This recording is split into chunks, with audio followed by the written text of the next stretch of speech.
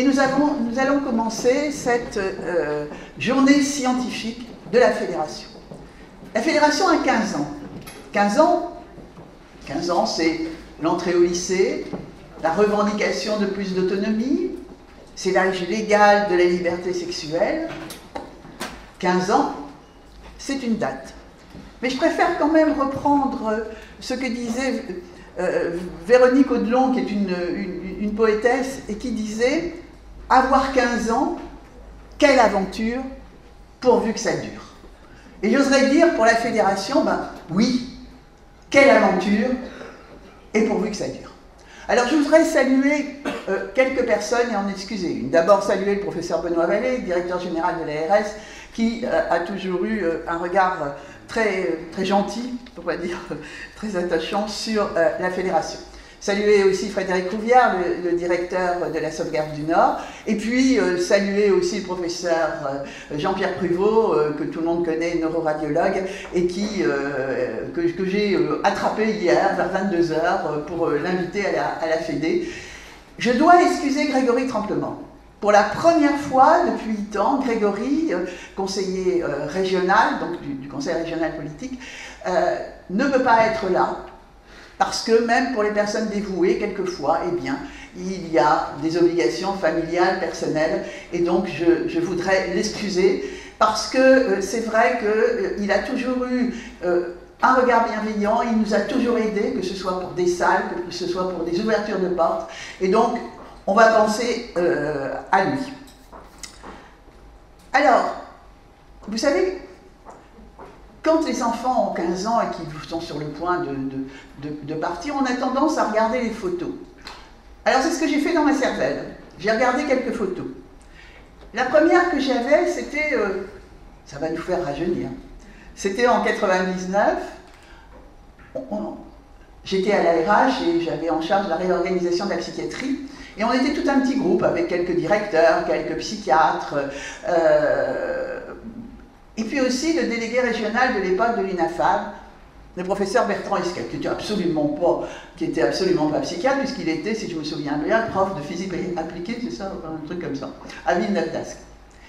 Et alors, nous travaillions sur ce dossier, et nous avions un ordre, il fallait que la réponse corresponde aux besoins. Et les besoins, ben, on ne les connaissait pas. Parce que, pour connaître les besoins du bassin minier, il fallait s'inspirer d'études qui, pour l'essentiel à l'époque, étaient ou scandinaves ou nord-américaines, canadiennes pour l'essentiel. C'était quand même un peu étonnant de connaître les besoins en psychiatrie et santé mentale du bassin minier en s'inspirant de ce qui se passait à Québec. Et donc, le professeur Esquel a dit « Et si nous créions une fédération de recherche en psychiatrie et santé mentale, bien sûr, à l'époque, dans le Nord-Pas-de-Calais, puisque nous étions Nord-Pas-de-Calais. » Et on s'est regardé, et on s'est dit, mais c'est pas du tout idiot ce qu'il dit comme ça, pour la prochaine fois on aura des données. Merci Bertrand d'être venu là, parce que c'est un fidèle aussi, même s'il est en retraite depuis quelques temps. Merci de cette idée, de cette merveilleuse aventure, car ce fut une aventure qui a duré 7 ans. C'est un peu comme, malheureusement, entre les premiers signes du psychose et le diagnostic en France, qui a duré 7 ans, mais qui a abouti à cette fédération régionale, longtemps unique en France, qui fédère la totalité des établissements, c'est-à-dire des acteurs de terrain. Les gens qui me connaissent savent que je ne nie pas l'importance d'avoir, si vous voulez, quelques experts, mais il y a aussi au sein des territoires des expériences qui valent la peine d'être connues, qui valent la peine d'être mémorisées. Alors après, une autre chose, bien sûr, c'est l'Assemblée générale constitutive, novembre 2006, Dominique de Roubaix qui m'a dit « Mais votre histoire, c'est formidable, on y va !» Merci Dominique. Il n'est pas resté longtemps, mais il a quand même permis la création de la fédération. Après, aussi une autre image. La création, avant même que les décrets ne sortent, d'un espace de réflexion éthique régional pour les soins en psychiatrie. Parce que c'était aussi très important de parler d'éthique quand on parle de prise en charge du patient psychiatrique. Et cette création d'espaces de réflexion éthique régionale, qui était séparée bien sûr de l'espace de réflexion éthique universitaire, était bien avant les décrets qui sont sortis. Et puis aussi, les demi-journées scientifiques avec les audits interhospitaliers. Et là, nous en entendrons parler tout à l'heure. C'est-à-dire ce partage, ce fait que des gens du privé aillent dans le public pour regarder les pratiques, que les gens des universitaires aillent dans des hôpitaux généraux pour connaître les pratiques et rassembler toutes ces données pour faire des préconisations. Nous n'allons pas parler de recommandations, nous allons la laisser à la HAS, même si nous sommes centre de preuve de la HAS, mais pour faire des préconisations et pour faire changer les choses. Et on n'a pas attendu 2022 pour parler d'isolement et de contention. Ça a été à la demande d'un usager d'ailleurs, Claude Étoin, qui nous a quittés malheureusement, qui était de la FLAPSI, ça a été isolement et contention. Nous n'avons pas attendu 2022 pour parler de la prise en charge somatique du patient psychiatrique. C'était à l'initiative d'un directeur d'hôpital et c'était en 2010. Donc si vous voulez, tout cela, ce sont des choses qui au fil du temps se sont passées. Alors voilà, qu'est-ce que je pourrais encore dire aussi?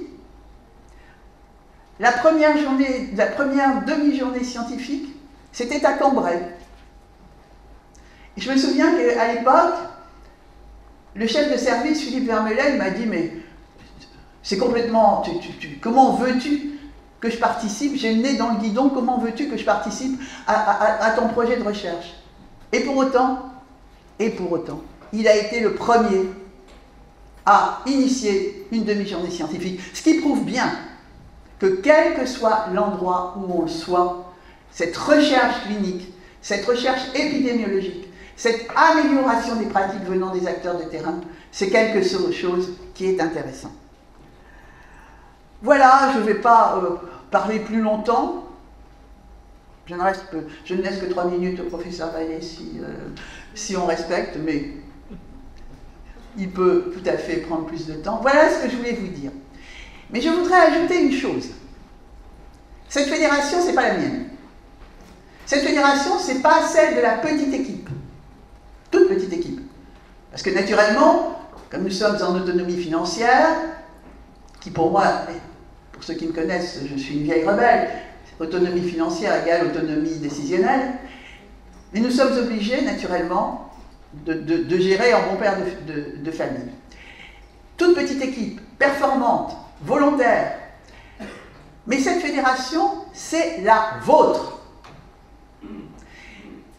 Et c'est ce que je disais il y a quelques jours, je suis parfois désolée que dans certains établissements adhérents, dont je rencontre la direction tous les 2 ans, je peux vous dire que je change de voiture régulièrement, parce que ça fait quand même pas mal de kilomètres, 45 adhérents dans les 5 départements des Hauts-de-France.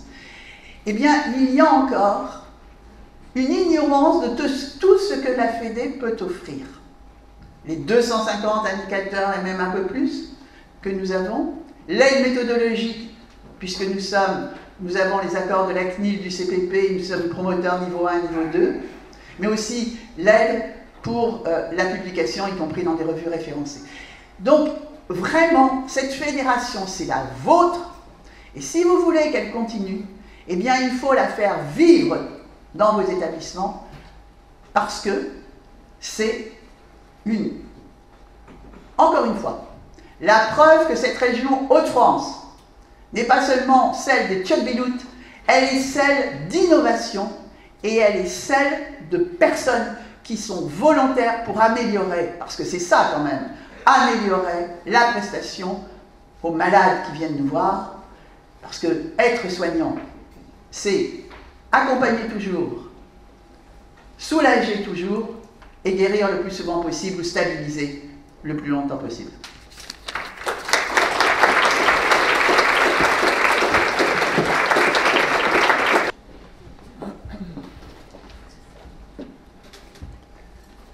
Merci Martine, Madame la Présidente.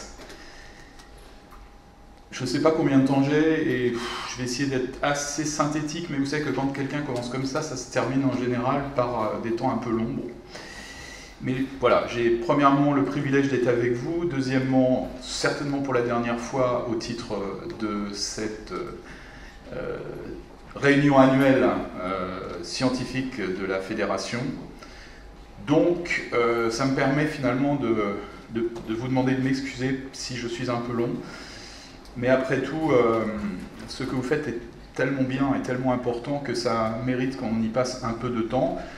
Il y a un an, puisque c'est annuel cette réunion, donc le 21 octobre, quasiment jour pour jour, nous étions ici au Nouveau Siècle autour d'un sujet qui, à cette époque, était consacré aux innovations organisationnelles en psychiatrie.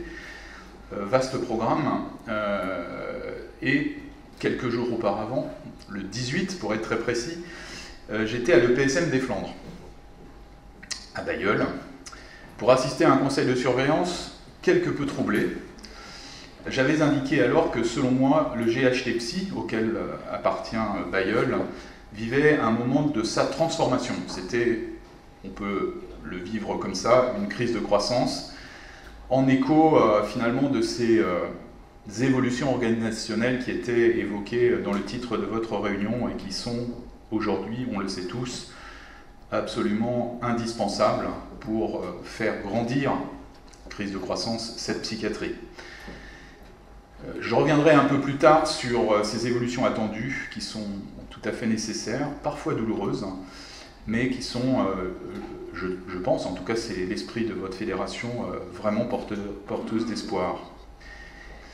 Alors la journée scientifique aujourd'hui est consacrée à un anniversaire, et donc Martine a évoqué ses 15 ans de la fédération, mais aussi à un exercice de prospective dans le domaine, et pour la région, mais en réalité aussi sans doute au niveau national, voire international, compte tenu des chercheurs qui travaillent dans votre organisation, et ceci pour les, mettons, 15 prochaines années. Je proposerais bien d'être invité dans 15 ans, mais voilà, on a un peu d'incertitude sur ce genre de programme. Bon, Martine, si nous avons le plaisir de nous retrouver dans 15 ans, ce sera juste formidable. J'espère qu'on se reconnaîtra.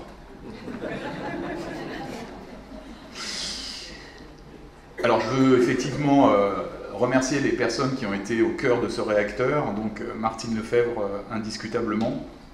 Je la remercie d'ailleurs et ça a été un moment tout à fait précieux quand elle a accepté de se porter candidate à la présidence de la conférence régionale de la santé et de l'autonomie, en plus des charges qui sont déjà les siennes. Elle était encore à l'époque active au Conseil de l'Ordre. Et je pense que nous vivons en ce moment, Martine, dans ce projet régional de santé qui va être révisé puisqu'il est à mi-parcours, un temps sans doute tout à fait précieux qui rejoint la sollicitation qui a été faite par le président de la République et par son ministre de la Santé au titre du Conseil national de la refondation en santé et qui amènera donc dans cette région une animation territoriale avec les élus, les usagers et vous tous et toutes professionnels de santé engagés dans tous les sujets de santé pour la région, ce qui nous amènera probablement à profiter de ce temps d'échange régional pour alimenter le PRS qui débutera en 2024, les 5 ans supplémentaires donc, de ce PRS de 10 ans, puisque les travaux devraient s'achever au milieu de l'année 2023. Vous en saurez plus dans les prochains jours puisqu'on va annoncer les dates de ces réunions et aussi la méthode et les modalités de participation pour celles et ceux qui souhaitent s'engager. Alors la fédération, c'est un dispositif qui a une mission, celle de faciliter les démarches et de dynamiser la recherche en psychiatrie dans la région. Et je l'ai dit, elle a déjà beaucoup dépassé les frontières de la région et il suffit de penser ne serait-ce qu'au dispositif vigilance, au dispositif de numéro du suicide qui est devenu le numéro national pour comprendre que les acteurs qui étaient dans cette fédération au départ et qui y sont encore, et donc au-delà de Martine, Pierre Thomas, Maxime Brubrowski, Marielle Watley, on peut citer aussi, ils y sont des personnes attachées très fortement, Guillaume Veva, qui n'est je crois pas avec nous aujourd'hui, qui est le coordonnateur du DES de la psychiatrie dans notre région, Jean-Pierre Pruvot, qui est avec nous et qui a été évoqué par Martine précédemment, et Jean-Pierre qui porte un projet fondateur pour la région de réseau d'IRM permettant de faire du diagnostic en psychiatrie, en santé mentale par imagerie. Donc c'est quelque chose de particulièrement innovant et avec un espoir de voir ce réseau s'installer le plus rapidement possible dans cette belle région. C'est par ailleurs un projet financé par l'agence et financé par le conseil régional au travers notamment de fonds européens. Vous êtes devenu un acteur incontournable et aussi un modèle, puisque d'une certaine façon, d'autres types de fédérations s'ouvrent dans d'autres régions. On peut citer ici la FEREPSI en Occitanie, et vous êtes du coup un modèle qui fait école, avec cette notion, à un moment donné, là encore, de finalement couvrir le périmètre national, et plus encore si c'était possible, j'imagine. J'ai cité quelques réussites, donc j'ai parlé de vigilance, du 3114, le numéro national de prévention du suicide. On peut citer le programme Papageno, qui est très important, mais vous aurez aussi du temps aujourd'hui pour revisiter ensemble tout ce qui a pu être fait au cours de ces 15 années et toutes les réflexions que vous avez apportées concernant le besoin de soins, notamment par la mise en place d'un tableau de bord des indicateurs de santé mentale, permettant d'avoir une meilleure connaissance épidémiologique pour appréhender au mieux les besoins de la population et envisager les solutions, c'est-à-dire en réalité transformer un outil qui est habituellement considéré comme de l'offre de soins. L'offre peut être tout à fait surabondante et pas disposée au bon site ou au bon endroit, en une réponse à une demande en santé, ce qui évidemment est beaucoup plus adapté et permet dans ces temps où les sujets de démographie, notamment médicale, sont particulièrement sensibles, de faire la meilleure adéquation possible entre l'offre et la demande, ce qui est tout à fait indispensable quand les ressources sont limitées. La FRM de Psy a réalisé des diagnostics territoriaux pour les projets territoriaux de santé mentale. C'est très précieux pour l'animation régionale de la santé mentale et de la psychiatrie, avec des coordonnateurs extrêmement engagés qu'on a réunis très récemment autour de nous à l'agence, et qui associe typiquement des acteurs très variés, très multidisciplinaires, mais aussi des associations, des organisations qui ne sont pas nécessairement en première intention des professionnels dits de santé. On peut donc citer beaucoup de très belles réalisations de la FRM de Psy, des contributions, et je pense qu'une grande partie de la journée sera consacrée à cela. Mais il est aussi sans doute indispensable de parler d'avenir. Dans cette transition entre le passé décrit et l'avenir, il y a en particulier tous les projets qui sont faits pour le Fonds d'innovation de l'organisation et de la psychiatrie, donc le FIOP. Aujourd'hui, l'acronyme parle plus que ce qu'il veut dire. Et après, on n'est plus capable d'expliquer ce que veut dire les acronymes, ça m'arrive tous les jours. L'acronyme devient chargé de sens. J'étais à une réunion à Douai sur l'Assemblée générale de la CPTS du Grand Douai. Et donc, CPTS, c'est un acronyme totalement improbable, baroque. C'est devenu enfin, on a l'impression, mais peut-être qu'on se trompe là-dessus, c'est devenu un mot banal. Enfin, tout le monde a l'air de savoir ce qu'est une CPTS.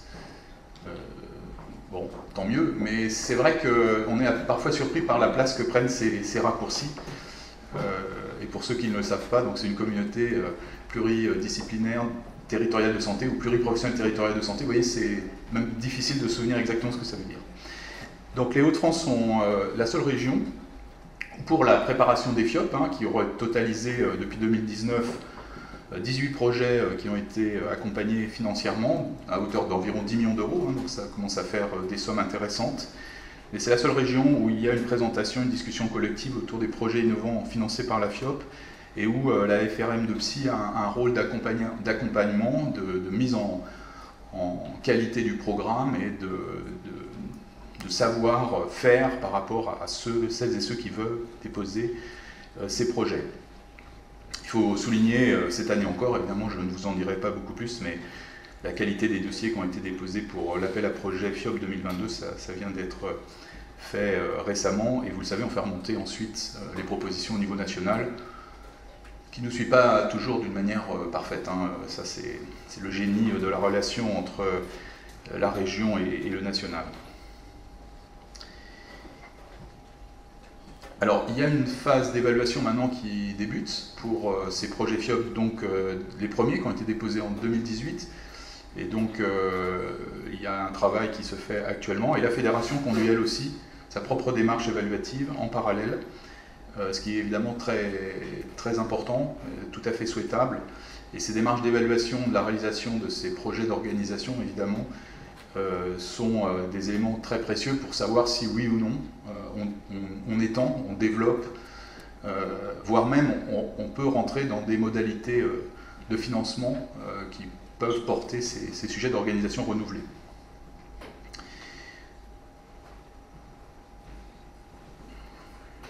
Alors quand on regarde quels sont les sujets qui nous concernent, j'ai indiqué en introduction les nécessaires réorganisations de la psychiatrie et de la santé mentale, donc sur un travail prospectif, les enjeux qui sont devant nous.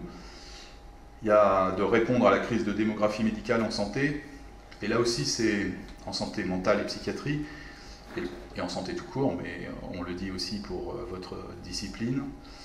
Là, il y a une chose assez paradoxale, puisque on le sait aujourd'hui, on a probablement, enfin je parle sous le contrôle des sachants, mais le plus grand nombre de psychiatres qu'il y ait jamais eu en France. Et donc, on revient à cette question de l'adaptation entre la demande en santé et les apports. Et donc, si vous délivrez, il en va des professionnels de santé comme de l'oxygène, si vous délivrez de l'oxygène là où elle n'est pas utile, vous ne rendez pas service au tissu, voire même vous créez des radicaux libres.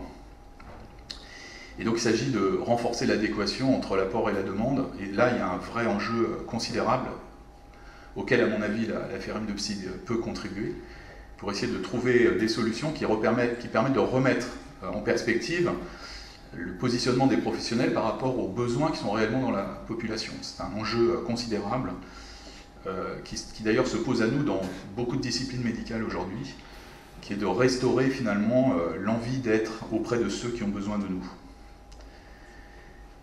Dans les prospectives, et on l'a appris avec l'immense crise sanitaire que nous avons franchie ces 2 dernières années, 150 000 morts au niveau national, c'est quand même quelque chose d'assez invraisemblable, mais il n'y a pas eu que des morts évidemment, il y a eu aussi des formes chroniques de ces pathologies, et puis un impact sur la santé mentale qui a été très grand, et qui est aujourd'hui en cours de gestion, et pour lequel, à mon avis, on a encore de très longues périodes à vivre avec et à comprendre, et donc aussi sans doute des dispositifs adaptatifs par rapport aux crises, pour d'autres crises qu'il nous faudra mettre en place, et la Fédération a sûrement un rôle important sur ce sujet. Un troisième plan, évidemment, c'est celui de la stigmatisation de celles et ceux qui sont affectés par ces pathologies, mais aussi de la discipline, d'une certaine façon, mais aussi des établissements. Et on a tous en tête des personnes auprès de nous qui parlent d'établissements de psychiatrie et de santé mentale comme des endroits d'enfermement et de douleur. À ce titre, tout le travail qui est fait aujourd'hui, donc de transformation de ce qu'est l'offre en psychiatrie et en santé mentale, et donc le caractère très ambulatoire des prises en charge, inclusive comme on dit, évidemment aura vocation à transformer cette approche stigmatisante. Et visitant le PSM de Clermont, j'avais été très intéressé par ce que disait le directeur qui avait installé un centre de vaccination dans le PSM, et en disant que les gens étaient venus massivement se faire vacciner à l'EPSM, et que de fait ils avaient découvert le PSM en étant assez étonnés de voir finalement un établissement qui n'avait pas de caractéristiques particulières, ne serait-ce qu'architecturales. Et donc ces personnes vivaient autour, étaient en présence territoriale extrêmement rapprochée, mais ils ne connaissaient pas l'établissement, et surtout ils ne voulaient pas le connaître. Et donc ce travail d'ouverture, d'approche, avec peut-être des sujets totalement alternatifs à la psy et la santé mentale en tant que telle, dans ce cas la vaccination, c'est sûrement une approche qui est très importante aujourd'hui et sur laquelle votre fédération pourra probablement réfléchir. Et puis bien sûr l'évolution des pratiques de façon plus globale, avec les questions de l'isolement et de la contention, qui sont des questions assez complexes, qui amènent d'ailleurs à ce delta entre les besoins en psychiatrie et le positionnement réel des psychiatres, et sur lequel il faut aussi réfléchir pour avancer mieux et peut-être utiliser toujours moins la contention, l'isolement, et être dans des pratiques d'accompagnement qui sont plus acceptables et sans doute plus efficaces également. Et ça s'évalue de façon tout à fait certaine. Enfin, dans ce cadre-là, l'usage du numérique est quelque chose de particulièrement précieux et je sais que vous y faites très très attention.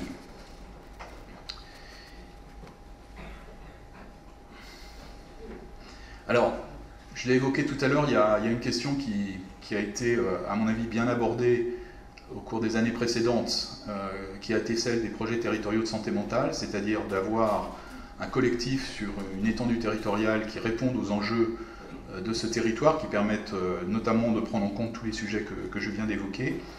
Et certainement de ce point de vue-là, puisque ces organisations mêlent beaucoup d'acteurs, la démarche évaluative est extrêmement importante et extrêmement précieuse. C'est quelque chose qu'on ne sait pas bien faire aujourd'hui en France, qui est celui ou cette chose qui est de faire de l'évaluation de l'intervention en population. C'est un manque majeur dans notre pays, que ce soit dans le domaine de la psychiatrie, de la santé mentale ou dans d'autres, puisqu'en réalité, la recherche dans ce pays a été beaucoup développée pour évaluer les pratiques cliniques. Donc on doit le programme hospitalier de recherche clinique en 93, donc il y a plus de 30 ans, enfin 30 ans, ce qui commence à être assez loin, et avec des résultats indiscutables en matière d'amélioration de la compréhension de l'efficacité réelle de certaines molécules ou de certaines pratiques cliniques ou d'organisation, mais aussi l'émergence des CCPP, donc des comités pour protéger les personnes, comité consultatif de protection des personnes, là aussi un acronyme qui est mieux connu que ce qu'il veut dire réellement. Et donc une interrogation sur ces pratiques par rapport à ces graves questions d'évaluation et de recherche. Mais en santé populationnelle, on n'a pas ça. Sauf maintenant dans quelques régions qui se sont équipées de ce qu'on appelle des centres d'expertise et de recherche en santé publique. L'acronyme est moins connu celui-là, les CERESP. Permet effectivement de concentrer dans une stratégie multi-guichet des acteurs qui peuvent parfois être assez éloignés du soin, qui peuvent être des acteurs intéressés par des questions de sociologie, des questions de sciences dures comme les mathématiques, qui peuvent contribuer de fait à l'épidémiologie, etc., etc. En tout cas, ou la biologie, enfin bref, une stratégie multi-guichet qui permet de concentrer autour de celles et ceux qui ont les moyens de faire et qui savent des enjeux de financement. Donc déjà, la stratégie multi-guichet n'est pas simple à mettre en place, mais elle a été faite dans de nombreuses régions et plutôt au sud de la Loire. Nous n'en avions pas en Hauts-de-France. Et en plus, les sources de financement, pour être assez honnête, en recherche interventionnelle n'existent pas formellement aujourd'hui. Il y a quelques appels à projets, mais assez limités. Le fonds tabac qu'on a contribué à mettre en place à partir de 2016 sur l'augmentation des prix permet aujourd'hui de travailler sur certains éléments de santé publique et donc d'évaluer certaines approches d'intervention en population, mais ça reste encore assez fragile, en tout cas modeste en volume. Et donc il y a probablement un intérêt à imaginer, et ça peut faire partie des discussions du CNR Santé, de positionner un programme de recherche en santé publique au niveau national et donc de faire des financements sur ces centres d'expertise et de recherche régionaux. Alors, le professeur Chauvin, qui était d'ailleurs avec nous lundi dernier à l'agence, avait intitulé ces organisations, dans le rapport qu'il a fait à Olivier Véran, des instituts régionaux de santé publique. Donc, il me semble, mais c'est une question qui vous est posée à vous, FRM de Psy, parce que vous êtes un acteur majeur dans ce domaine, mais il y en a d'autres autour de vous, vous êtes déjà dans une forme de galaxie. Il me semble qu'il y a sans doute intérêt à disposer d'un tel centre d'expertise et de recherche en santé publique au niveau de la région des Hauts-de-France, et je parle bien de l'ensemble de la région, et notamment les 2 universités, les 2 CHU et tous les parties prenantes qu'il peut y avoir autour de médecine ambulatoire, de prise en charge psychiatrie et santé mentale en particulier, parce que je pense aussi, c'est pour ça que j'insiste sur la discipline et sur votre savoir-faire, il me semble que la thématique qui pourrait être celle de ce CERESP et clairement la psychiatrie et la santé mentale. Les autres organisations régionales qui existent ont choisi les uns et les autres, ou les unes et les autres, une thématique. Donc c'est un dispositif à vocation régionale prenant une thématique à grandeur nationale, et dont l'objectif principal est bien de faire cette évaluation sur l'intervention en population. Donc ça peut être sur les organisations, ça peut être sur des contrats territoriaux de santé mentale, ça peut être sur des pratiques cliniques qui évoluent sur différents établissements, bref, une évolution des organisations, mais à une échelle qui est plutôt macro, plutôt que sur des sites spécifiques, établissements ou organisations des soins de santé, quelle que soit la spécialité sur le plan ambulatoire. Et donc il doit y avoir aussi, évidemment, un volume d'action en santé publique, un peu généraliste, qui s'impose pour que ce centre ait vraiment tout son prix et tout son poids. Et donc, avec différents protagonistes de la fédération, il y a une réflexion qui s'engage aujourd'hui pour que cette fédération puisse s'entourer de cette galaxie d'acteurs et donc de cette stratégie multi-guichet qui permettrait de répondre à des enjeux de financement régionaux, à la demande par exemple de l'agence ou d'autres acteurs importants portant des politiques publiques. Ça peut être les conseils départementaux, ça peut être les conseils régionaux, voire des municipalités, et mobilisant de telles expertises, avoir des résultats les concernant sur ces domaines en innovation et en évolution. De façon très intéressante, le dispositif Vigilance a été particulièrement performant parce qu'il a vite montré qu'il était efficace. Donc l'évaluation a été faite sur le nombre de tentatives de suicide et donc sa diminution lors de la mise en place du programme, et notamment de tout ce qui a été de recontact. Mais il a été aussi, et ça c'est évidemment, on comprend qu'on ne peut pas l'oublier, il a été aussi jugé économiquement efficace. Ce qui d'ailleurs traduit toujours le fait que quand on fait les choses bien et qu'on le fait au profit des personnes, normalement ça se traduit sur le plan énergétique et donc en quantité d'euros. Voilà, c'est pas l'objectif, c'est pas de faire des économies, mais c'est plutôt d'observer que quand on améliore la qualité des prises en charge, en réalité souvent, ça nous fait gagner aussi des moyens pour les proposer sur d'autres sujets. L'idée c'est pas de faire du profit bien évidemment. Voilà, donc ce projet est en cours. Moi, je lui souhaite évidemment de prospérer, mais il suppose aussi que vous soyez dans une vision collective et avec l'idée qu'en travaillant ensemble, vous allez être beaucoup plus fort que si vous vous considérez de façon isolée. C'est souvent ce qui nous manque, c'est le collectif, l'idée de s'engager surtout au service des patients, au service des autres, et de permettre ainsi de faire progresser les connaissances qui sont les nôtres. Mais vu tout ce que vous avez fait, et ce regard en arrière nous permet de penser que dans 15 ans, ce que nous nous racontons ce matin sera très vraisemblablement réalisé. Et peut-être, si on est encore capable d'avoir une pensée, Martine et moi, on sera heureux de voir ce que vous aurez produit. Voilà. J'ai aimé être avec vous. Merci beaucoup.